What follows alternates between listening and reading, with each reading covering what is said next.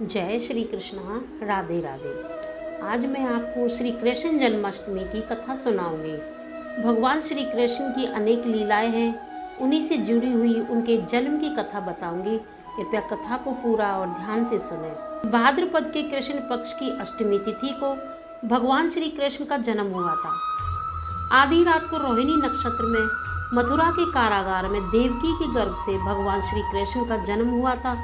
इसी कारण हर साल इस दिन श्री कृष्ण का जन्मोत्सव बहुत ही धूमधाम के साथ मनाया जाता है। इस बार श्री कृष्ण जन्माष्टमी 7 तारीख को मनाई जाएगी। इस दिन भगवान श्री कृष्ण की पूजा विधिवत तरीके से की जाती है।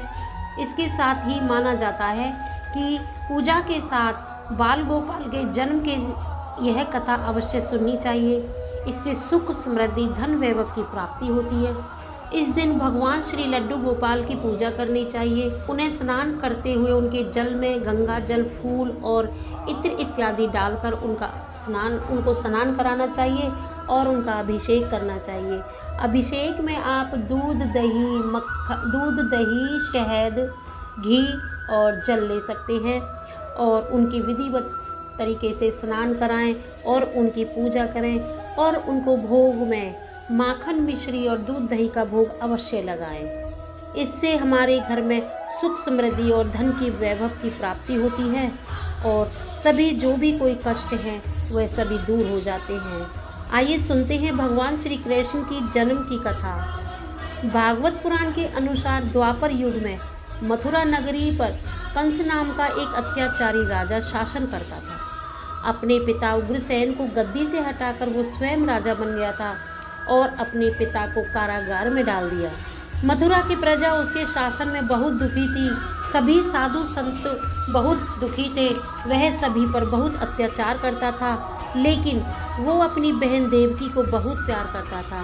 उसने देवकी का विवाह अपने मित्र वासुदेव से कराया। जब वो देवकी और वासुदेव को उनके राज्य लेकर जा रहा था, तभी एक आकाशवाणी हुई, हे कंस, जिस बहन को तू उसके ससुराल छोड़ने जा रहा है, उसके गर्भ से पैदा होने वाली 8वीं संतान तेरी मौत का कारण बनेगी। इस आकाशवाणी को सुनकर कंस बहुत क्रोधित हुआ और वासुदेव को मारने के लिए आगे बढ़ा। उसने जैसे ही अपनी तलवार निकाली, तब देवकी ने अपने पति के प्राणों की रक्षा के लिए कहा कि उनकी जो भी संतान जन्म लेगी उसे वो कंस को सौंप देगी। और कंस ने अपनी बहन की बात मान ली और दोनों को कारागार में डाल दिया। कारागार में देवकी ने एक एक करके 7 बच्चों को जन्म दिया, लेकिन कंस ने उन सभी का वध कर दिया। हालांकि 7वीं संतान के रूप में जन्मे शेष अवतार बलराम को योग माया ने संकर्षित कर दिया, माता रोहिणी के गर्भ में पहुंचा दिया। इसीलिए ही बलराम को संकर्षण भी कहा जाता है। आकाशवाणी के अनुसार माता देवकी की 8वीं संतान रूप में स्वयं भगवान श्री कृष्ण पृथ्वी पर जन्मे।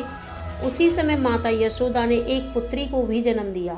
इस बीच कारागार में अचानक प्रकाश हुआ और भगवान श्री हरि विष्णु प्रकट हुए। उन्होंने वासुदेव से कहा कि आप इस बालक को अपने मित्र नंद जी के यहाँ ले आओ और वहाँ से उनकी कन्या को ले आओ।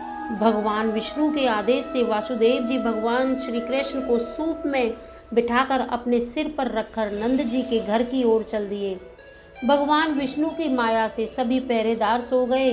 कारागार के सभी दरवाजे खुल गए और ताले भी टूट गए।